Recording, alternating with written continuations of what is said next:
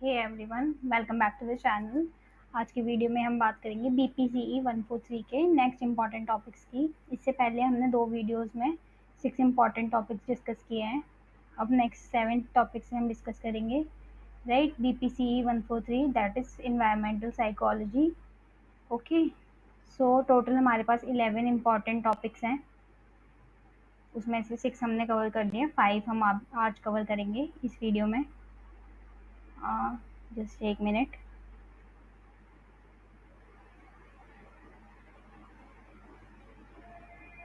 ये सारे topics already discuss हो चुके हैं। अगर आपने वो वीडियो नहीं देखी है तो आप अभी जाके वो वीडियो देख सकते हैं। राइट, तो नेक्स्ट टॉपिक है global warming and climate change. Right, तो ग्लोबल वार्मिंग क्या होता है? Global warming refers to the long term increase in earth's average surface temperature. Right, जब अर्थ का एवरेज टेम्परेचर कुछ ज़्यादा लंबे समय तक इंक्रीज होता है तो उसे ग्लोबल वार्मिंग कहते हैं। इसका मेन रीज़न क्या होता है? इसका मेन रीज़न होता है ह्यूमन एक्टिविटीज़। राइट, जैसे कि बर्निंग फॉसिल फ्यूल्स। तो क्लाइमेट चेंज क्या होता है? क्लाइमेट चेंज इंक्लूड करता है ग्लोबल वार्मिंग को, लेकिन इसमें और भी ज़्यादा ब्रॉडर शिफ्ट्स होते हैं, जैसे कि वेदर पैटर्न्स का चेंज होना, सी लेवल्स का राइज होना, या फिर इकोसिस्टम के शिफ्ट्स को इंक्लूड करना। राइट, और इसके बाद इसके कॉजेज़ क्या-क्या हो सकते हैं? इसमें हमारे पास 4 कॉजेज़ इसमें बताए हुए हैं। फर्स्ट कॉज है green house gas emanations. Right, तो इसमें क्या है, CO2, मीथेन या फिर एटमॉस्फेयर में जब रिलीज होते हैं तो ये हीट को ट्रैप कर लेते हैं। इससे क्या होता है, इससे अर्थ का टेम्परेचर बढ़ता है और ग्लोबल वार्मिंग होती है। नेक्स्ट है डिफॉरेस्टेशन। जब हम ट्रीज को रिमूव करेंगे, ट्रीज कम होते जाएंगे, तो जो CO2 है उसकी मात्रा एटमॉस्फेयर में बढ़ती जाएगी, क्योंकि जो ट्रीज होते हैं वो कार्बन को एब्जॉर्ब करते हैं और ऑक्सीजन को रिलीज करते हैं। राइट, ये तो बेसिक नॉलेज है, आपको पता होगी। इसके बाद है इंडस्ट्रियलाइजेशन। इंडस्ट्रियलाइजेशन में क्या होता है, जो फैक्ट्रीज और व्हीकल्स हैं वो भी पॉल्यूशन छोड़ते हैं, तो जिसकी वजह से ओवरऑल पॉल्यूशन इंक्रीज होता रहता है। नेक्स्ट है ओवर पॉपुलेशन। ओवर पॉपुलेशन मतलब जैसे जैसे पॉपुलेशन बढ़ेगी वैसे वैसे एनर्जी या फिर रिसोर्सेज की डिमांड भी बढ़ेगी। राइट, इसके बाद नेक्स्ट है इसके क्या क्या कॉन्सिक्वेंस हो सकते हैं ग्लोबल वार्मिंग के या फिर क्लाइमेट चेंज के।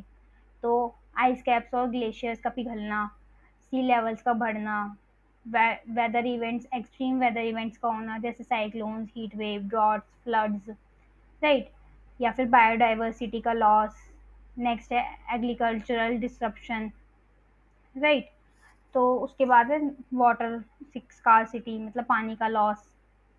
तो ये सारे किसके कॉन्सिक्वेंसेज हैं? ये सारे कॉन्सिक्वेंसेज हैं क्लाइमेट चेंज और ग्लोबल वार्मिंग के। नेक्स्ट है इसका क्या इम्पैक्ट है मेंटल हेल्थ पे।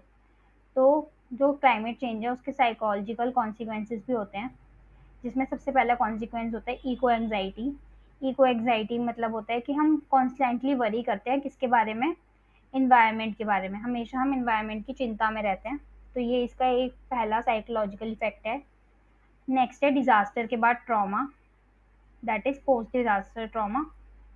राइट, तो इसमें क्या होता है, साइकोलॉजिकल डिस्ट्रेस होता है किसके बाद? फ्लड या फिर स्टॉर्म या फिर और नेचुरल डिजास्टर्स के बाद। इसके बाद थर्ड इसका इम्पैक्ट है साइकोलॉजिकल, वो है डिस्प्लेसमेंट स्ट्रेस। जब डिस्ट्रक्शन होता है या फिर डिजास्टर होता है तो हमें अपने घर को भी चेंज करना पड़ता है। जब लोगों को घर छोड़ना पड़ता है क्लाइमेट चेंज की वजह से, तो उन्हें और ज़्यादा स्ट्रेस होता है। इसमें जो वल्नरेबल पॉपुलेशन होती है उनको ज़्यादा इंक्रीज मेंटल हेल्थ रिस्क होते हैं। इसमें वल्नरेबल पॉपुलेशन हमने पहले भी देखा है। वल्नरेबल पॉपुलेशन कौन कौन सी होती हैं? जैसे चिल्ड्रन हो गई, एल्डरली हो गए, या फिर लो इनकम कम्युनिटीज़ हो गई, या फिर और ऐसे लोग जो डिसेबिलिटी का शिकार है। राइट, इसके बाद इसके अडेप्टेशन क्या होता है और मिटिगेशन क्या होता है। राइट, इसमें सॉल्यूशंस हैं अडेप्टेशन और मिटिगेशन। अडेप्टेशन होता है कि हम क्लाइमेट के इफेक्ट से लड़ने के तरीके निकालें। राइट, चेंज इन बिहेवियर और infrastructure to cope with climate effects. तो इसमें क्या क्या हो सकता है? इसमें हम फ्लड रेसिस्टेंस होम बनाएं या फिर ड्रॉट रेजिस्टेंस क्रॉप उगाएं। ठीक है, तो इसमें क्या बताया अडेप्टेशन में कि हम क्लाइमेट के इफेक्ट से लड़ने के तरीके निकालें। इसमें हम 2 तरीके हमने पढ़े, फ्लड रेसिस्टेंट घर या फिर ड्रॉट रेजिस्टेंट क्रॉप। नेक्स्ट है मिटिगेशन। मिटिगेशन में क्या होता है कि हम जो इसके कॉजेज़ होते हैं ग्लोबल वार्मिंग और क्लाइमेट चेंज के, उन कॉजेज़ को रिड्यूस करें। तो इसको हम कैसे रिड्यूस कर सकते हैं? हम रिन्यूएबल एनर्जी का ज़्यादा यूज़ कर सकते हैं, जो कार्बन फुटप्रिंट्स हैं उसको रिड्यूस कर सकते हैं, और जो पेड़ लगाना है, अफॉरेस्टेशन है, उसको प्रमोट कर सकते हैं, राइट? तो जो ये क्लाइमेट चेंज और ग्लोबल वार्मिंग है, इसका ग्लोबल या फिर और नेशनल रिस्पॉन्स क्या है? तो पेरिस ने एक एग्रीमेंट किया था 2015 में। ये एक इंटरनेशनल पैक्ट है जिससे कि हम ग्लोबल वार्मिंग को 2 डिग्री सेल्सियस से नीचे लाएं, राइट? 2 डिग्री सेल्सियस से हम कम करें टेम्परेचर राइज को। ये गोल है किसका? पेरिस एग्रीमेंट का। ये कब आया था? 2015 में। तो इसमें इंडिया की स्कीम्स क्या क्या हैं? इंडिया की स्कीम्स में फर्स्ट है national action plan on climate change, NAPCC। Next उसके बाद है Ujjwala scheme for clean cooking fuel. इसमें क्या होता है? LPG प्रोवाइड करी जाती है रेदर देन कोल। ठीक है, तो कोल का यूज़ करते हैं तो उससे पॉल्यूशन बढ़ता है, तो इसमें LPG जो है वो क्लीनर फ्यूल होता है। नेक्स्ट है afforestation drives and solar energy programs, मतलब पेड़ लगाने की ड्राइव्स को बढ़ाना। ठीक है, ये इनिशिएटिव्स हम ले सकते हैं। इसका क्या रेलिवेंस है? जो क्लाइमेट चेंज और ग्लोबल वार्मिंग है, इसका क्या रेलिवेंस है हमारे साइकोलॉजिस्ट वगैरह के लिए, वगैरह in the sense environmental psychology में इसका क्या रेलिवेंस है? तो क्लाइमेट चेंज को समझना हमारे लिए क्यों ज़रूरी है? इससे हम सस्टेनेबल बिहेवियर को प्रमोट कर सकते हैं और रेजिलियंस को भी बढ़ा सकते हैं, राइट? ताकि लोग सस्टेनेबल लाइफस्टाइल अपना सकें और मेंटली रेजिलिएंट बन सकें। तो ये था क्लाइमेट चेंज और ग्लोबल वार्मिंग। नेक्स्ट है sustainability of cities slash urban issues. तो अर्बन सस्टेनेबिलिटी क्या होती है? अर्बन सस्टेनेबिलिटी होती है कि जब ability of cities to maintain economic growth and social equity and environmental health over time. मतलब जब जो अर्बन होता है, एक शहरी एरिया, यहाँ पे जो सिटीज़ हैं वो मेंटेन कर पाए अपनी इकोनॉमिक ग्रोथ को, सोशल इक्विटी को। इकोनॉमिक ग्रोथ क्या हो गया? जो उनकी आय वाली ग्रोथ होती है। इकोनॉमिक मतलब आय होता है, आई गेस, राइट? तो इसमें अर्बन सस्टेनेबिलिटी का मतलब है ऐसे सिटीज़ डेवलप करना जो कि इकोनॉमिक ग्रोथ, सोशल जस्टिस और एनवायरमेंटल प्रोटेक्शन को बैलेंस कर सकें, राइट? इससे ये हम क्यों करते हैं? ताकि हमारी जो फ्यूचर जनरेशन है वो अपनी नीड्स को भी मीट कर सकें, राइट? सस्टेनेबिलिटी का पर्पस ही ये है, राइट? सस्टेनेबिलिटी का मतलब ये होता है कि हम अपनी ज़रूरतों को ऐसे अपने वो करें, चेंज करें या बैलेंस करें जिससे कि जो हमारी फ्यूचर जनरेशन्स हैं उनके लिए कोई कमी ना हो, right? A sustainable city meets the needs of its current residents, कि वो अपने करंट रेजिडेंट्स की नीड्स को भी मीट करती है without compromising the ability of future generation to meet their needs. मतलब कि जो फ्यूचर जनरेशन है उनकी नीड्स भी कॉम्प्रोमाइज़ ना हो और जो करंट जनरेशन है उनकी नीड्स भी फुलफिल हो जाए। तो ये क्या कॉन्सेप्ट है? ये सस्टेनेबिलिटी का कॉन्सेप्ट होता है। तो ये बैलेंस करती है डेवलपमेंट को किसके साथ? इकोलॉजिकल प्रिजर्वेशन और सोशल इंक्लूजन के साथ। यहाँ पे जो की अर्बन इश्यूज हैं वो क्या क्या हो सकते हैं? यहाँ पे 5 की अर्बन इश्यूज बताए हुए हैं। First one is over population and density. तो जो रैपिड अर्बनाइजेशन है उससे भीड़ बढ़ जाती है, भीड़ इन द सेंस पॉपुलेशन बढ़ जाती है, जिससे हाउसिंग, ट्रांसपोर्टेशन और सैनिटेशन सिस्टम्स पर प्रेशर पड़ सकता है, राइट?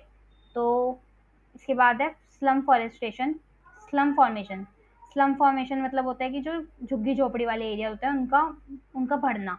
तो जो अफोर्डेबल हाउसिंग है उसकी कमी से लोग इनफॉर्मल सेटलमेंट्स में रहने लगते हैं जहाँ बेसिक फैसिलिटीज़ भी नहीं होती हैं, राइट? तो ये किसका कॉन्सेप्ट है? ये स्लम फॉर्मेशन का कॉन्सेप्ट है।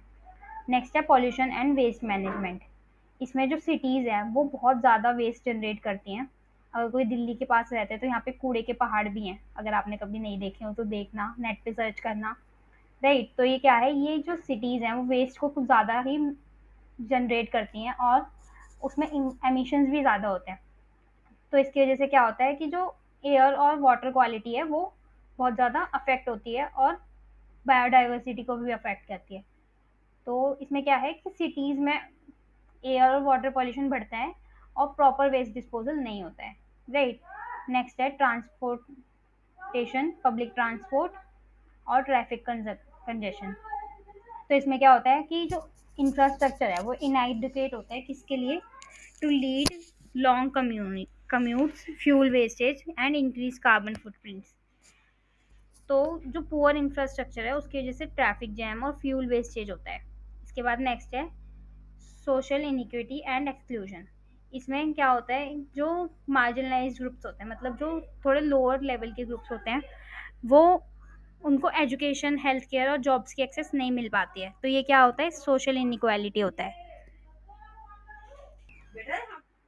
तो अब तक हमने इस टॉपिक के अंदर देखा कि अर्बन सस्टेनेबिलिटी क्या होती है, उसमें अर्बन इश्यूज क्या क्या हैं, राइट। तो अब हम देखेंगे कि लीगल लेजिस्लेटिव मेजर्स क्या क्या हैं, लिए गए हैं इसके अंदर। तो इंडिया में सेवरल लॉज इम्प्लीमेंट हुए हैं और पॉलिसीज इम्प्लीमेंट हुई है, जिससे कि अर्बन सस्टेनेबिलिटी बढ़ाई जा सके, राइट। तो सबसे पहले इसमें कौन सा एक्ट है, 1986 का ये एक्ट है, इन्वायरमेंट प्रोटेक्शन एक्ट। इसमें पॉल्यूशन रेगुलेशन और इकोलॉजिकल बैलेंस को प्रमोट किया जाता है, राइट। इसके बाद है 2016 का ये एक्ट है, the real estate regulation and development act. तो ये क्या करता है, ये ट्रांसपेरेंसी और अकाउंटेबिलिटी को प्रमोट करता है, किसके अंदर, हाउसिंग के अंदर, राइट। तो इन्वायरमेंट प्रोटेक्शन एक्ट में क्या था कि पोल्यूशन कंट्रोल और इकोलॉजिकल बैलेंस के लिए ये एक्ट में लाया गया था 1986 में। और ये जो नेक्स्ट वाला एक्ट है, इसके बाद वाला real estate regulation and development act, तो ये 2016 में आया था, किस लिए, ट्रांसपेरेंसी और अकाउंटेबिलिटी के लिए। इसको आप शॉर्ट फॉर्म में RERA एक्ट भी लिख सकते हैं, 2016 का। इसके बाद नेक्स्ट है इसमें स्ट्रीट वेंडर्स एक्ट 2014। ये क्या करता है, ये एक्ट प्रोटेक्ट करता है क्या चीज़, जो इनफॉर्मल वर्कर्स हैं उनका लाइवलीहुड। इनफॉर्मल वर्कर्स मतलब जो फॉर्मली रिकॉग्नाइज नहीं है, ठीक है। इसके बाद नेक्स्ट है गवर्नमेंट स्कीम्स क्या क्या है इसके अंदर। गवर्नमेंट स्कीम्स में 5 स्कीम्स यहाँ पे हम पढ़ेंगे, स्मार्ट सिटी मिशन, अमृत, प्रधानमंत्री आवास योजना, स्वच्छ भारत मिशन और नेशनल अर्बन लाइवलीहुड मिशन। तो स्मार्ट सिटी मिशन क्या होता है, स्मार्ट सिटी मिशन का एम है कि 100 सिटीज़ को स्मार्ट और सस्टेनेबल बनाने का गोल है इसमें। अमृत क्या है, अमृत जो है वो है एक Atal mission for rejuvenation and urban transportation. ये किस चीज़ पे फोकस करता है, ये वाटर सप्लाई, सीवेज या और अर्बन ट्रांसपोर्ट के ऊपर फोकस करता है, राइट। तो इसमें क्या है, गरीब कह रही हूँ मैं, ग्रीन स्पेसेस को इम्प्रूव करना, इसका फोकस रहता है इस चीज़ के ऊपर। नेक्स्ट है प्रधानमंत्री आवास योजना। इसमें गरीब लोगों के लिए अफोर्डेबल हाउसिंग प्रोवाइड की जाती है गवर्नमेंट के द्वारा, राइट। इसके बाद नेक्स्ट है स्वच्छ भारत मिशन अर्बन। तो ये अर्बन मतलब सिर्फ और सिर्फ ये जो अर्बन एरियाज है, जो शहरी इलाके हैं, उनके लिए है। यहाँ पे सफाई और सैनिटेशन को प्रमोट करता है ये मिशन, राइट। और वेस्ट मैनेजमेंट के लिए भी इन मेजर्स लिए जाते हैं इसके अंदर। नेक्स्ट है national urban livelihood mission, NULM, नल्म। तो ये क्या करता है, ये इंश्योर करता है कि जो अर्बन प्यूअर के लिए अर्बन एम्प्लॉयमेंट अपॉर्चुनिटीज क्रिएट हों, राइट। तो अर्बन पुअर मतलब जो अर्बन एरियाज में रह रहे हैं और वो गरीब है, राइट।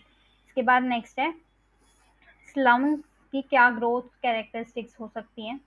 तो स्लम्स क्या होते हैं, स्लम्स जो है वो हाई डेंसिटी एरिया होते हैं, जहाँ पे 1000+ पर्सन जो है वो पर हेक्टेयर में रहते हैं। और यहाँ पे पुअर इंफ्रास्ट्रक्चर होता है, यहाँ पे ड्रेनेज अच्छी नहीं होती, इलेक्ट्रिसिटी भी नहीं आती, हेल्थ केयर भी नहीं होती। उसके बाद नेक्स्ट है इनफॉर्मल इकोनॉमी। यहाँ पे जो ज़्यादातर जो यहाँ के जो रेजिडेंट्स होते हैं वो रिसाइकलिंग या फिर स्ट्रीट वेंडिंग जैसे काम करते हैं। उसके बाद है वल्नरेबिलिटी। ये जो स्लम एरियाज होते हैं वो डिजास्टर, एविक्शन और हेल्थ रिस्क के प्रोन होते हैं, मतलब यहाँ पे हेल्थ रिस्क वगैरह ज़्यादा होते हैं। उसके बाद नेक्स्ट है सस्टेनेबिलिटी, सस्टेनेबल सिटीज़ के फीचर क्या होते हैं। तो सस्टेनेबल सिटी के फीचर होते हैं कि वो पब्लिक ट्रांसपोर्ट एफिशिएंट होता है वहाँ पे, green buildings and renewable energy का यूज़ होता है, हाउसिंग पॉलिसीज़ को इंक्लूड करते हैं और वेस्ट रिसाइकल और वाटर कंजर्वेशन के ऊपर फोकस करते हैं। उसके अलावा कम्युनिटी पार्टिसिपेशन का भी यहाँ पे इम्पॉर्टेंट रोल होता है, कम्युनिटी का इन्वॉल्वमेंट प्लानिंग में इम्पॉर्टेंट होता है यहाँ पे सस्टेनेबल सिटीज़ में।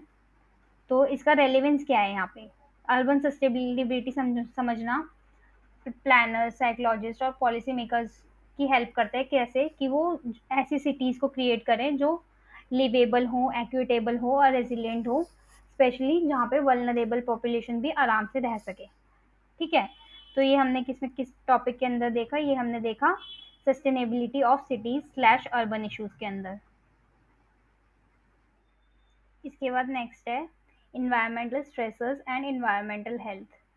तो इन्वायरमेंटल स्ट्रेसर्स क्या होते हैं? इन्वायरमेंट स्ट्रेसर्स ऐसे एलिमेंट्स होते हैं जो कि हमारे सराउंडिंग्स को नेगेटिवली इम्पैक्ट करते हैं फिजिकली और साइकोलॉजिकली, राइट। ये एक्यूट भी हो सकते हैं और क्रॉनिक भी हो सकते हैं, और इनका influence individual behaviour as well as community पे दोनों पे होता है। ठीक है, एक्यूट मतलब होता है शॉर्ट टर्म एंड क्रॉनिक मतलब होता है लॉन्ग टर्म। इसके बाद इन्वायरमेंटल हेल्थ क्या होती है? इन्वायरमेंटल हेल्थ जो है वो एक फील्ड है जो कि स्टडी करता है कि कैसे इन्वायरमेंट अफेक्ट करता है ह्यूमन हेल्थ को, और वो उसका एम होता है कि हम क्वालिटी ऑफ लाइफ को कैसे इम्प्रूव कर सकें बाय रिड्यूसिंग हार्मफुल एक्सपोजर्स। ठीक है, तो इसमें क्या क्या टाइप्स होते हैं इन्वायरमेंटल स्ट्रेसेस के? मेन टाइप यहाँ पे 5 टाइप्स बताए हुए हैं। First one is physical stresses. Physical stresses क्या क्या होते हैं? जैसे नॉइज पॉल्यूशन हो गया, एक्सट्रीम टेम्परेचर्स हो गया, पुअर लाइटिंग हो गई, ओवर क्राउडिंग हो गई। ये सब क्या है? ये सब फिजिकल स्ट्रेसेस है, मतलब ये फिजिकली अवेलेबल है और ये फिजिकली क्या कहते हैं, स्ट्रेस प्रोवाइड करते हैं। Next is chemical stresses. Chemical stresses में क्या क्या आएगा? Air pollutants like CO2, NOx, SO2, और इसमें contaminated water, pesticides and industrial waste, ये सब किसके अंदर आते हैं? केमिकल स्ट्रेसेस के अंदर आते हैं, राइट। इसके बाद नेक्स्ट है बायोलॉजिकल स्ट्रेसेस। बायोलॉजिकल स्ट्रेसेस क्या होते हैं? ये जैसे बैक्टीरिया, वायरस, फंगी का एक्सपोजर जो होता है, ये हमारे बायोलॉजिकली हमारे बॉडी को अफेक्ट करते हैं। ठीक है, इसमें वेस्ट रिलेटेड डिसीज कहाँ पे है? हाइजीनिक एरिया में, राइट, जैसे स्लम हमने अभी ऊपर डिस्कस किया। इसके बाद फोर्थ है social stresses. Urban density and environment, मतलब जैसे अर्बन एरियाज में जो पॉपुलेशन है वो ज़्यादा होती है तो वहाँ पे डेंसिटी भी ज़्यादा है, राइट। तो वो क्या होता है, वहाँ पे एनोनिमिटी भी ज़्यादा होती है कि एनोनिमिटी मतलब कि लोग जानते नहीं हैं एक दूसरे को, राइट। इसके बाद feeling of isolation despite physical proximity, अकेला फील करना नियर बाय होने के बावजूद, राइट। और इसके बाद सीसीटीवी सर्वेलेंस का प्रेशर भी इसके अंदर आएगा, है ना। उसके बाद फिफ्थ है साइकोलॉजिकल स्ट्रेस। क्या क्या होता है? साइकोलॉजिकल स्ट्रेस होते हैं कि हमारा अपने स्पेस पर कंट्रोल नहीं होना, हमें अपने स्पेस पर कंट्रोल का लॉस लगना, डिजास्टर का फियर होना, रूटीन का डिस्ट्रप्शन होना। रूटीन का डिस्ट्रप्शन मतलब जैसे फ्लड की वजह से हमें अपना घर चेंज करना पड़े या कुछ दिनों के लिए कहीं और शिफ्ट होना पड़े। इसके बाद इसके साइकोलॉजिकल इम्पैक्ट क्या क्या है? Anxiety, restlessness, sleep disturbances, aggression और irritability, concentration difficulty, chronic stress and burnout. तो ये सब आपको समझाने की ज़रूरत नहीं है, ये आपको पढ़ के ही समझ आना जाना चाहिए कि ये सब कैसे इफेक्ट कर रहे हैं, हमें साइकोलॉजिकली इफेक्ट कर रहे हैं, मेंटल हेल्थ पर इफेक्ट कर रहे हैं, राइट। एंग्जाइटी और टेंशन हो गया, नींद में डिस्टर्बेंस आना, गुस्सा होना, इरिटेबिलिटी होना, ध्यान लगने में दिक्कत होना, या फिर क्रोनिक स्ट्रेस और बर्नआउट होना। तो जो पुअर डिजाइन वाले अर्बन एरियाज होते हैं वो स्ट्रेस को बढ़ाते हैं, इसके लिए स्पेशली फॉर किड्स, एल्डरली और लो इनकम कम्युनिटीज। ये किसके अंदर आते हैं? वल्नरेबल पॉपुलेशन के अंदर आते हैं, ठीक है। इसके बाद नेक्स्ट है इन्वायरमेंटल हेल्थ। क्या होती है? इसका मीनिंग क्या है, क्या इसका स्कोप है? तो इन्वायरमेंटल हेल्थ का फोकस होता है कि इन्वायरमेंटल रिस्क फैक्टर्स को आइडेंटिफाई करना, उनको कंट्रोल करना, जिस जो कि ह्यूमन हेल्थ को अफेक्ट करते हैं। ये किस किस से कंसर्न होते हैं? Clean clean air and water, safe waste disposal, hygiene and sanitation, safe housing conditions, work place safety, right. इसके क्या क्या सॉल्यूशंस हो सकते हैं, क्या क्या हम मेजर ले सकते हैं जिससे हमारी इन्वायरमेंटल हेल्थ इम्प्रूव हो? तो इसमें प्रमोटिंग ग्रीन अर्बन प्लानिंग, जैसे कि पार्क्स हो गए, वॉकवेज हो गए, ट्रीज हो गए, इन सबको बढ़ाना, इन सबकी क्वांटिटी को बढ़ाना, जिससे कि अर्बन प्लानिंग में ग्रीनरी इन्वॉल्व हो सके। Informing enforcing pollution control laws, pollution control laws को इन्फोर्स करना, मतलब ऐसे लॉज लाना जिससे कि हमारे सिटी का पॉल्यूशन कंट्रोल में आए, राइट। इको फ्रेंडली ट्रांसपोर्ट को प्रमोट करना, जैसे कि इलेक्ट्रिक व्हीकल्स हो गए, अवेयरनेस कैंपेन्स चलाना, किस चीज़ के लिए? हाइजीन और रिसाइकलिंग के लिए, लोगों को हेल्थ केयर और सैनिटेशन सर्विस प्रोवाइड कराना, राइट। तो ये सब किस चीज़ के सॉल्यूशन है? ये इन्वायरमेंटल हेल्थ को इम्प्रूव करने के सॉल्यूशंस हैं। तो इसका रेलेवेंस क्या है? जो इन्वायरमेंटल स्ट्रेसर्स होते हैं, उससे सीरियस हेल्थ कंडीशंस हो सकती हैं अगर उनका लॉन्ग लॉन्ग एक्सपोजर रहे तो, राइट। इनके इम्पैक्ट को स्टडी करने से जो अर्बन प्लानर्स, साइकोलॉजिस्ट होते हैं, उनको हेल्प मिलती है कि वो ऐसे स्पेस डिज़ाइन कर सकें, ऐसी पॉलिसीज़ ला सकें जो कि स्ट्रेस को कम करें, कंफर्ट को बढ़ाएं और फिजिकल और साइकोलॉजिकल सपोर्ट्स को प्रोवाइड करें, राइट। तो ये टॉपिक के अंदर हमने क्या क्या पढ़ा? हमने पढ़ा इन्वायरमेंटल स्ट्रेसेस होते क्या क्या हैं, राइट। और इन्वायरमेंटल स्ट्रेसेस का साइकोलॉजिकल इम्पैक्ट क्या है, इन्वायरमेंटल हेल्थ का क्या मतलब है, क्या उसका स्कोप है। और इसके बाद हमने पढ़ा कि क्या क्या मेजर्स हम ले सकते हैं जिससे कि हम अपनी इन्वायरमेंटल हेल्थ को इम्प्रूव करें। तो इसके बाद नेक्स्ट होगा population density, right. Population density क्या होती है? Population density refers to the number of people living in an area, मतलब एक एरिया में कितने लोग रह रहे हैं, वो स्पेसिफिकली पॉपुलेशन डेंसिटी के अंदर आता है। ये जनरली पर्सन्स पर स्क्वायर किलोमीटर, किलोमीटर या हेक्टर में मेजर किया जाता है, राइट। तो हेक्टेयर और किलोमीटर दोनों ही डिस्टेंस की यूनिट हैं, राइट। ये हेल्प करता है हमें प्रेशर प्लेस की रिसोर्सेज पे क्या प्रेशर डाल रहे हैं, अलग अलग जगह इंफ्रास्ट्रक्चर पे क्या प्रेशर डाल रहे हैं उसको असेस करने में, राइट। पॉपुलेशन डेंसिटी का फॉर्मूला क्या होता है कि जो टोटल पॉपुलेशन है उसको डिवाइड करते हैं हम किससे? टोटल लैंड एरिया से, राइट। इसके बाद होता है पॉपुलेशन डेंसिटी के क्या क्या टाइप्स हैं। तो यहाँ पे हाई डेंसिटी हो गया, मीडियम डेंसिटी हो गया, लो डेंसिटी हो गया। तो हाई पॉपुलेशन डेंसिटी में क्या होता है कि इसमें वो सेंटर्स आते हैं जैसे मुंबई और दिल्ली जहाँ पे हाउसिंग क्राउडेड होती है, मतलब ज़्यादा लोग आसपास में रहते हैं, ट्रैफिक ज़्यादा होता है, ओवर बर्डन सर्विस होती है, मतलब जो नॉर्मल सर्विसेज हैं उन पे ज़्यादा बर्डन होता है, राइट। इसके बाद मीडियम डेंसिटी में क्या आते हैं? सेमी अर्बन और सब अर्बन एरियाज, ठीक है। तो ये क्या होते हैं? ये ओपन स्पेस और रेजिडेंशियल क्लस्टर्स का मिक्स होते हैं। इसका एग्जांपल आई गेस बैंगलोर हो सकता है। नेक्स्ट है लो पॉपुलेशन डेंसिटीज, ऐसे एरियाज जो कि गांव में ज़्यादा एरिया होता है, आपने देखा होगा गांव के लोगों के घर भी बड़े बड़े होते हैं, लोग भी कम होते हैं, तो वो किस में आएंगे? लो पॉपुलेशन डेंसिटी में आएंगे। यहाँ पे जो रिसोर्सेज हैं उन पे प्रेशर कम होता है, लेकिन यहाँ पे सर्विसेज भी कम होती हैं, राइट। फैसिलिटीज भी कम होती है। तो इसके बाद है क्या ऐसे कौन कौन से फैक्टर्स हैं जो पॉपुलेशन डेंसिटी को अफेक्ट करते हैं? तो यहाँ पे मेनली 5 फैक्टर्स हम डिस्कस करेंगे। Geographical features, economic opportunities, infrastructure और connectivity, climate, political and historical factors. तो ज्योग्राफिकल फीचर्स में क्या होता है? ज्योग्राफिकल फीचर्स में ऐसे प्लेन एरियाज या फिर रिवर्स के किनारे जो ज़्यादा पॉपुलेशन अट्रैक्ट करते हैं। पहाड़ी और रेगिस्तान में डेंसिटी कम होती है, ऐसा क्यों? क्योंकि जो रिवर वैलीज एरियाज होते हैं वहाँ पे उन्हें पानी, खाना सब इजीली प्रोवाइड हो जाता है। तो अगर आप देखोगे तो सिविलाइजेशन कहाँ पे ज़्यादा थी पहले के टाइम पे?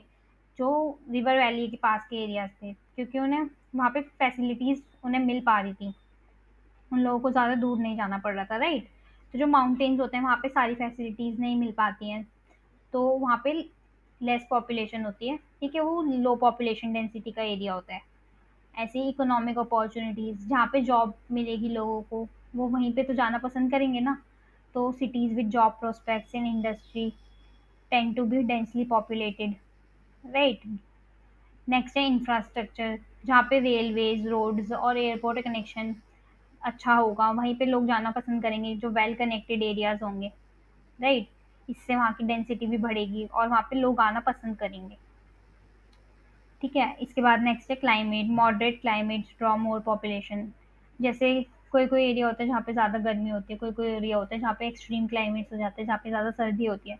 तो लोग मॉडरेट क्लाइमेट के रीजन्स में ज़्यादा पॉपुलेशन होती है, क्योंकि वो वहाँ पे जाना पसंद इसलिए करते हैं क्योंकि उन्हें एक्सट्रीम वेदर कंडीशंस का सामना नहीं करना पड़ता। कभी कभी की बात अलग हो गई, बट मोस्टली वहाँ पे मॉडरेट क्लाइमेट रहता है। इसके बाद पॉलिटिकल एंड हिस्टोरिकल फैक्टर्स, जहाँ पे पहले क्या होता था, माइग्रेशन क्यों होती थी? वॉर की वजह से, हिस्टोरिकल पॉलिसीज की वजह से, राइट। तो ये सब क्या है? ये सब भी इफेक्ट डालते हैं पॉपुलेशन पर। इसके बाद नेक्स्ट है साइकोलॉजिकल एंड सोशल इम्प्लीकेशंस। तो पॉपुलेशन डेंसिटी की क्या क्या साइकोलॉजिकल और सोशल इम्प्लीकेशंस हो सकती हैं? तो जो हाई पॉपुलेशन डेंसिटी है उससे स्ट्रेस, एंग्जाइटी भी बढ़ सकता है, लोगों में गुस्सा का बिहेवियर भी बढ़ सकता है, नॉइज़ पॉल्यूशन ऑब्वियसली बढ़ेगा जब लोग ज़्यादा होंगे तो, और प्राइवेसी भी कम हो जाएगी, राइट? तो इसको इससे क्या हो सकता है, हाई पॉपुलेशन डेंसिटी का क्या फ़ायदा है, वहाँ पे सोशल बॉन्डिंग अच्छी है, कल्चरल वाइब्रेंसी है, मतलब अलग-अलग कल्चर के लोग हैं, इकोनॉमिक प्रोडक्टिविटी भी ज़्यादा है कोलैबोरेशन की वजह से। इसके बाद अर्बन प्लानिंग एंड सस्टेनेबिलिटी, तो डेंसिटी समझना क्यों ज़रूरी है? पॉपुलेशन को डेंसिटी को समझना ज़रूरी है क्योंकि पब्लिक स्पेसेस और ट्रांसपोर्ट डिज़ाइन किए जाएँ, वाटर, इलेक्ट्रिसिटी और वेस्ट मैनेजमेंट किया जाए, हाउसिंग सॉल्यूशंस प्रोवाइड की जाए, स्लम कंट्रोल किया जाए, मेंटल हेल्थ सपोर्ट प्रोवाइड किया जाए, राइट? तो ये सब आप पढ़ लेंगे, मैं ये नोट्स आपको प्रोवाइड कर दूँगी। मैंने कोशिश की है आपको जितना आपके लिए रेलेवेंट है उतना ही बताना। एनवायरमेंटल साइकोलॉजिस्ट पॉपुलेशन डेंसिटी को क्यों समझते हैं? ताकि वो फिज़िकल सराउंडिंग्स को समझ पाएँ, उनका क्या इम्पैक्ट है ह्यूमन बिहेवियर पर, वो क्या कम्फर्ट प्रोवाइड करते हैं, क्या स्ट्रेस लेवल्स पे इफ़ेक्ट डालते हैं, वो सब समझ पाएँ, specially in urban development and policy making, right? तो इसके बाद लास्ट हमारे बचते हैं शॉर्ट नोट्स। तो इसमें मैंने आई गेस आपको 6 शॉर्ट नोट्स प्रोवाइड किए हैं, सॉरी 5 शॉर्ट नोट्स प्रोवाइड किए हैं। 6 हो गए, 5 हो गए, 6 होंगे सॉरी, राइट? तो 6 शॉर्ट नोट्स हैं। इसको अब हम देखते हैं कि शॉर्ट नोट्स में क्या-क्या है। सबसे पहले इसके अंदर है प्लेस अटैचमेंट। प्लेस अटैचमेंट क्या होती है? प्लेस अटैचमेंट का मतलब होता है कि ऐसे इमोशनल बॉन्ड जो कि स्पेसिफिक प्लेस की वजह से बन जाए, राइट? किसी व्यक्ति या किसी जगह के साथ इमोशनल कनेक्शन होना। ये एनवायरमेंटल साइकोलॉजी का एक इम्पॉर्टेंट कॉन्सेप्ट है जो बताता है कि जगह कैसे पर्सनल एक्सपीरियंस और यादों के थ्रू मीनिंगफुल बन जाती है। इसके बाद इसकी क्या-क्या कंपोनेंट्स हो सकते हैं, आप इसमें 1-2 कीवर्ड्स याद रखेंगे कि इमोशनल बॉन्ड हो गया जैसे कि प्लेस अटैचमेंट के अंदर, स्पेसिफिक लोकेशंस हो गया, और how place become meaningful through personal experience, right? ये सब कीवर्ड्स हैं, इनको याद रखेंगे आप। इसके बाद नेक्स्ट है प्लेस अटैचमेंट के क्या-क्या कंपोनेंट्स हैं। इसमें हमें कितने कंपोनेंट्स बताए हुए हैं? 4 कंपोनेंट्स बताए हुए हैं। Place identity, place dependence, emotional bonding और सोशल बॉन्डिंग। प्लेस आइडेंटिटी क्या होता है कि जब कोई जगह इंसान के सेल्फ कॉन्सेप्ट का हिस्सा बन जाती है, राइट? फॉर एग्जांपल कि शिमला में जो रहने वाले लोग हैं, उनको वहाँ से प्राइड होता है, वो अपनी जगह से जगह में प्राउड फील करते हैं और उससे इमोशनली कनेक्टेड होते हैं, राइट? इसके बाद प्लेस डिपेंडेंस क्या है कि जो फंक्शनल डिपेंडेंस बन जाए, जब जगह इंसान की ज़रूरत को फुलफिल करती है, राइट? अगर कोई प्लेस हमारी जगह इंसान हमारी जो नीड्स है उनको फुलफिल कर रहा है तो हम उस जगह को ज़्यादा पसंद करेंगे, उससे ज़्यादा अटैच होंगे, राइट? तो इसका एग्जाम्पल हो सकता है कि जॉगिंग के लिए एक पार्क जिसका लेआउट अच्छा हो और वहाँ पे शांति हो, राइट? नेक्स्ट है इमोशनल बॉन्डिंग। इमोशनल बॉन्डिंग में हम लोग अच्छा फील करते हैं, हमें नॉस्टैल्जिया होता है, मतलब हम पुरानी यादों को जीते हैं और सेफली एसोसिएट करते हैं किसी प्लेस के साथ।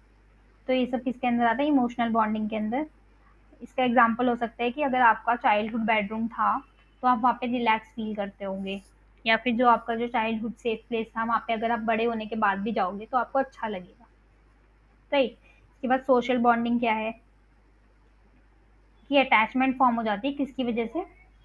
कम्युनिटी और रिलेशनशिप की वजह से, राइट? इसके एग्जाम्पल हो सकते हैं ऐसा नेबरहुड जहाँ सब एक दूसरे को जानते हों, सब एक दूसरे से बात करते हों, राइट?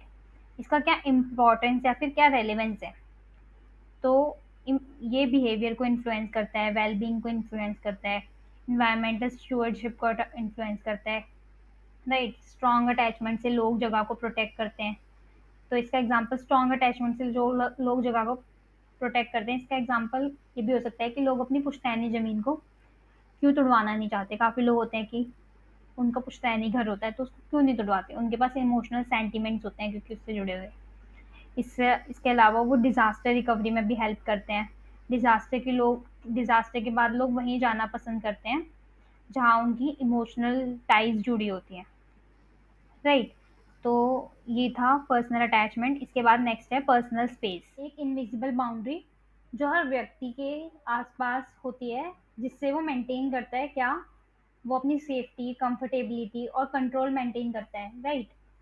इसमें नॉन वर्बल कम्युनिकेशन का एक इम्पॉर्टेंट पार्ट है और कल्चर, कॉन्टेक्स्ट और पर्सनैलिटी से इन्फ्लुएंस होता है, राइट? तो personal space refers to the invisible boundary, right? लोग ये क्यों मेंटेन करते हैं? ताकि वो सेफ फील करें, कंफर्टेबल फील करें और कंट्रोल में रहें, राइट? ये नॉन वर्बल कम्युनिकेशन में इंपॉर्टेंट होता है और ये कल्चरल, सिचुएशनल और साइकोलॉजिकल फैक्टर्स को रिफ्लेक्ट करता है। इसके क्या क्या की एस्पेक्ट्स हैं? इसके तीन की एस्पेक्ट्स हैं। First is proxemics, right? Proxemics ये स्पेस को चार जोन्स में डिवाइड करता है: intimidate, personal, social, public, right? इसमें क्या क्या डायमेंशंस हैं? इंटीमेट स्पेस क्या हो गया? 0 से 18 इंचज तक क्लोज रिलेशनशिप्स हो गए। 18 से 4 फीट तक पर्सनल स्पेस हो गया, फ्रेंड्स हो गए या फिर एक्वेंटेंस हो गए। सोशल स्पेस क्या हो गया? 4 to 12 फीट का स्पेस हो गया, ये प्रोफेशनल सेटिंग्स में होता है। 12 फीट प्लस मतलब पब्लिक स्पेस, ये लेक्चर्स, पब्लिक स्पीचेस वगैरह, राइट? इसके बाद नेक्स्ट है क्या क्या इन्फ्लुएंसिंग फैक्टर्स हैं इसको? कल्चर, जेंडर, पर्सनैलिटी, कॉन्टेक्स्ट, ये सब इन्फ्लुएंस करते हैं किसको? पर्सनल स्पेस को। कल्चर कैसे इन्फ्लुएंस करता है? वेस्टर्न सोसाइटीज में ज़्यादा डिस्टेंस मेंटेन करते हैं, राइट? अगर आपने देखा भी हो, मूवीज वगैरह में भी देखा हो, तो वेस्टर्न कल्चर्स में नेबरहुड वगैरह का कॉन्सेप्ट इतना इतना ज़्यादा ऑप्टिमल नहीं होता जितना इंडियन कल्चर में होता है, राइट? जेंडर मतलब जेंडर में क्या होता है? पर्सनल स्पेस जो होता है वो फीमेल्स में ज़्यादा होता है, क्योंकि फीमेल ज़्यादा केयरफुल होती है अपने पर्सनल स्पेस को लेकर, राइट? पर्सनैलिटी में क्या है? इंट्रोवर्ट्स को मोर पर्सनल स्पेस चाहिए होता है रेदर देन एक्सट्रोवर्ट्स। और क्राउडेड बसेस या फिर ओपन पार्क्स में क्या करना पड़ता है हमें? एडजस्ट करना पड़ता है। इसके अलावा वायलेशन एंड डिस्कम्फर्ट क्या होता है? अगर किसी का पर्सनल स्पेस वायलेट हो रहा है या फिर वहाँ पे उसे डिस्कम्फर्ट फील हो रहा है, तो डिस्कम्फर्ट, गुस्सा या रिट्रेटिंग बिहेवियर शो हो सकते हैं, राइट? एप्लीकेशंस क्या क्या है पर्सनल स्पेस के? इसमें पर्सनल स्पेस की तीन एप्लीकेशंस बताई हुई हैं: architecture and urban design, counselling and therapy and social interaction. Architecture and urban design में क्या है कि ऐसा लेआउट बनाना जो भीड़ और डिस्कम्फर्ट से बचाए, राइट? इसके बाद थेरेपी सेटिंग्स, काउंसलिंग में क्या है? थेरेपिस्ट जो है वो ट्रेन होते हैं किस लिए? ताकि वो स्पेशल बाउंड्रीज को रिस्पेक्ट कर सके अपने क्लाइंट की। इसके बाद सोशल इंटरेक्शन में क्या है कि हमें ये अंडरस्टैंड करने में हेल्प करता है कि इंटरपर्सनल डायनामिक्स क्या है, पर्सनल स्पेस को समझना, जिससे हम सोशल बॉन्डिंग में हेल्प मिले, राइट? तो ये था पर्सनल स्पेस के बारे में। इसके बाद हमारे पास नेक्स्ट है disaster resilience. Disaster disaster resilience में क्या होता है कि किसी पर्सन का या फिर कम्युनिटीज का डिजास्टर के पहले से उसके लिए तैयार रहना, उसको फेस करना और बाद में उससे रिकवर करना, राइट? और अगर फ्यूचर में वैसे डिजास्टर्स हो तो उसके लिए अडेप्ट करना है, राइट? तो disaster resilience refers to the ability of individual, communities and systems to anticipate, prepare for, respond to and recover from disasters while minimizing impact and adapting to the future। ये सिर्फ और सिर्फ physical rebuilding नहीं होता है इसमें, बल्कि emotional strength, adaptability या फिर क्राइसिस से वो लोग सीखते हैं, राइट? इसके कोर एलिमेंट्स होते हैं preparedness, adaptive capacity, social support, mental health recovery, right? तो प्रिपेयर्डनेस मतलब अर्ली वार्निंग साइंस होना, इवैक्यूएशन प्लान्स बनाना, इमरजेंसी किट्स बना के रखना। अडेप्टेबिलिटी मतलब पास्ट डिजास्टर्स से सीखना और फ्यूचर के लिए बेटर प्लानिंग करना। सोशल नेटवर्क मतलब फैमिली, नेबर्स या फिर कम्युनिटी का सपोर्ट होना रिकवरी में, ठीक है? इससे क्या होता है, उन लोगों को मोटिवेशन भी मिलती है और उन्हें अकेला फील नहीं होता। मेंटल हेल्थ मतलब काउंसलिंग और इमोशनल सपोर्ट से साइकोलॉजिकली रिकवर करना, राइट? इसके बाद हम रेजिलियंस कैसे इन्हेंस कर सकते हैं? हम लोकल कम्युनिटीज़ में इन्वॉल्व हो सकते हैं डिज़ास्टर मैनेजमेंट के लिए, या फिर ट्रेनिंग और मॉक ड्रिल्स ऑर्गेनाइज कर सकते हैं। हम हेल्थ फैसिलिटीज़ को स्ट्रॉन्ग बना सकते हैं, हम डिज़ास्टर सेफ्टी एजुकेशन प्रोवाइड कर सकते हैं। इसके अलावा सस्टेनेबल डेवलपमेंट को भी हम प्रमोट कर सकते हैं, राइट? तो इसमें एक ग्लोबल फ्रेमवर्क भी है, दैट इज सेंडाई फ्रेमवर्क। ये 2015 से 2030 तक का एजेंडा है। ये फोकस करता है कि डिज़ास्टर रिस्क को कम किया जाए और रेजिलियंस को बढ़ाया जाए, राइट। तो ये था डिज़ास्टर रेजिलियंस। हमने पर्सनल स्पेस पहले पढ़ लिया था, ये गलती से रिपीट हो गया है। इसके बाद बस, तो फिर यही था आपका बीपीसी 143 के इम्पॉर्टेंट टॉपिक्स। अगर आपको ये समझ आए हो, वीडियो पसंद आई हो, तो वीडियो को लाइक करो, चैनल को सब्सक्राइब करो और कमेंट करके बताओ अगर किसी टॉपिक में कोई डाउट है तो, राइट। इसके अलावा अगर आप लोग चाहते हो मैं इसके नोट्स भी प्रोवाइड करूँ, तो भी आप कमेंट करके मुझे बता सकते हो। मैं ट्राई करूँगी आपको नोट्स प्रोवाइड करने का। और आपका कल एग्ज़ाम है, ऑल द बेस्ट।